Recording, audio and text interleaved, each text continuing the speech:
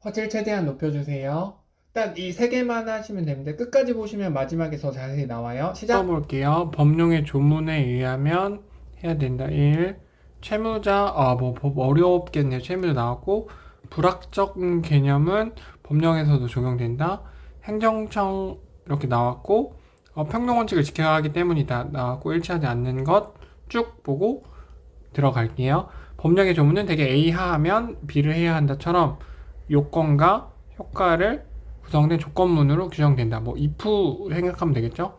하지만 요건과 효과가 일의적인 것은 아니다. 법조문에는 구체적 상황을 고려해야 그 상황에 맞는 진정한 의미를 파악하는 불확정 개념이 사용될 수 있기 때문이다.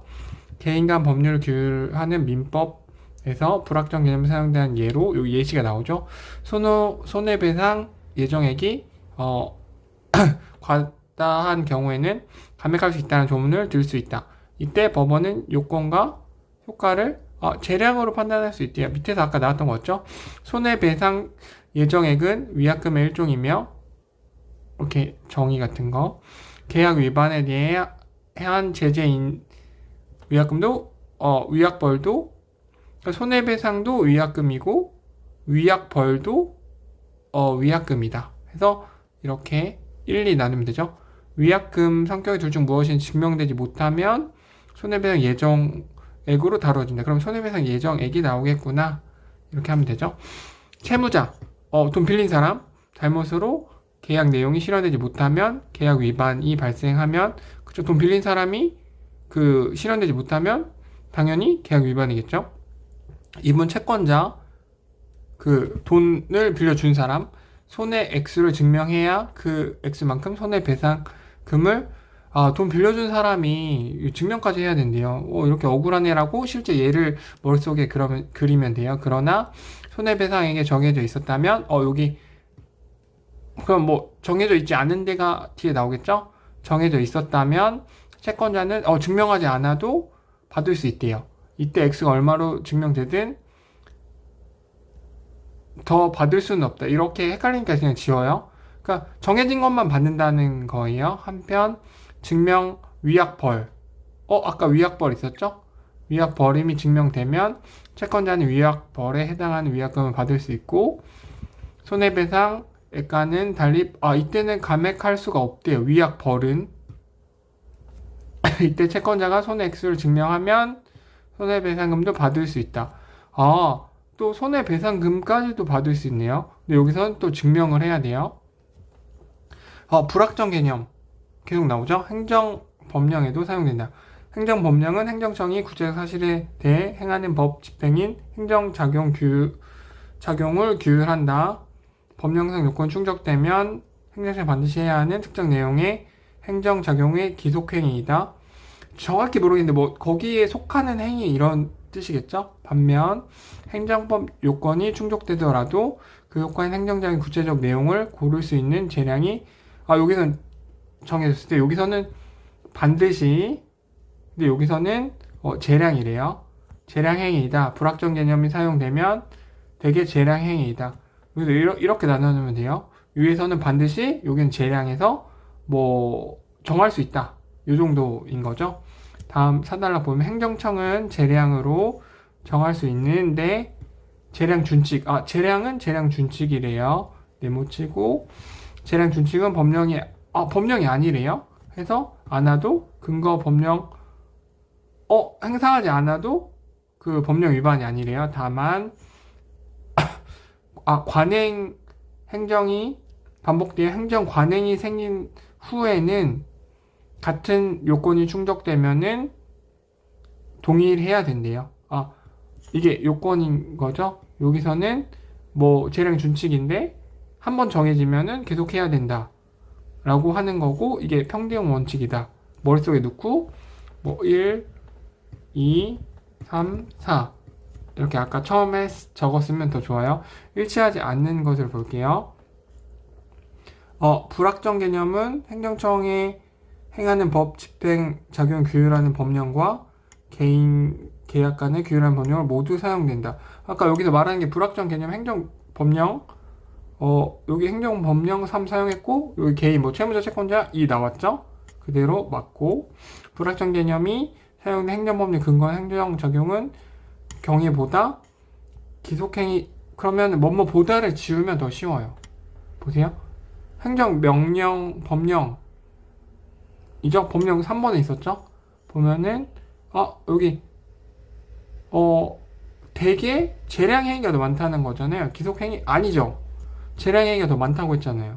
이렇게 확인하면은 명백하게 거의 정반대기 때문에 하고, 요거는 강약 조절해서 읽어보시면 됩니다. 다음 11번 보면은 기억 어딨어? 이렇게 헷갈린 경우는 여기에서 기억 이렇게 옆에다 이렇게 체크를 하면 돼요. 여기 재령 준칙이라고 표시할게요. 정할 수 있는데 재령 준칙이래요. 가장 적절한 것은 재령 준칙이 특정 요건의 선례가 없으면 행정청은 동일한 요건 충족되어도 따르지 않을 수 없다. 이거를 그 논리식으로 하면 여기서 not 설레면 not 따른다 가 되겠죠? 근데 아까 여기 있었잖아요. 여기서 충족이 되면 지킨다 됐죠? 근데 여기는 전례가 없으면 안 따른다. 똑같은 얘기죠? 그렇기 때문에 여기서 5번 찍고 나머지는 강약 조절해서 읽어보시면 됩니다. 다음 보면은 윗글을 바탕, 그럼 윗글이 가장 중심이에요. 했을 때 바로 볼게요. 그럼 일단 제대로 빨리 보면은 갑은 을에게 물건을 팔고 100을 받기로 하는 매매 계약을 하였는데 이후 계약을 위반하여 을은 80의 손해를 입었대요. 을이 입은 거니까. 세 가지 상황이 있다. 갑과 을은 위약금 약정이, 여긴 약정이 없었고, 여긴 약정했고, 증명이 못했고, 여긴 증명까지 되었다. 그럼 다는 무조건 따른 게 나왔고, 여긴 보세요. 약정이 없었다. 약정. 여기서는 증명 안 된다. 그럼 여기 약정, 여기 증명. 이렇게 적고, 기타 비용 고려하지 않음. 보고, 12번 밑에서부터 볼게요. 증명되지 못한 경우, 을의 손해가 갑이 80을 지급해야 되고, 손해가 얼마인지 증명되지 못한 경우잖아요. 그러면은, 갑이 을에게 80을 지급해야 하고 법원이 감액할 수 없다. 손해가 얼마인지 증명되지 못한 경우는 이게 증명을 해야 된다라고 나왔잖아요. 여기 2단락에 증명을 해야 얘기가 나오겠죠? 그러면 틀리다 라고 볼 수 있고, 손해 80, 여긴 증명이 됐대요. 다 해서 80인 경우 손해가 80이 증명되면은 여기서 보면은 손해가 80이 증명된다면은 손해배상액만큼 손해배상액을 증명하지 않아도, 그리고 더 받을 수는, 여기서 더 받을 수는 없다라고 나오죠?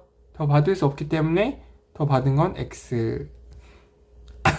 손해가 얼마인지 증명되지 못한 경우 지급해야 하고, 법원이 손해가 얼마나 증명되지 못한 경우는 을이 손해를 입었으면은 이게 을이 채권자가 되는 거죠. 받기로 한 거니까.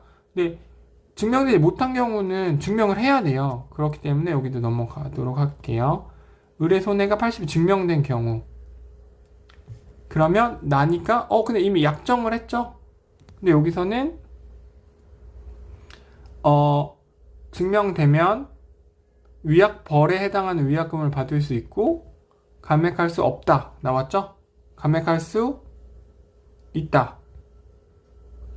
여기 있네요. 손해배상액과는 달리 법원이 감액할 수 있다. 그대로 받았죠? 그렇기 때문에 2번을 찍고 1번은 강약 조절해서 읽어보시면 됩니다. 13번 이런 건 사실 보너스 문제여가지고 영어로 바꾸거나 아니면 다른 의미로 바꾸면 돼요. A, B, C, D, E에서 의미가 가장 가까운 것을 찾으면 약속을 방금 킵한다 라는 의미로 많이 쓰이죠? E 어딨어? 지켜야 한다. 평등 원칙을 킵한다. 맞죠? 5번 찍고 나머지 강약 조절해서 읽어보시면 됩니다.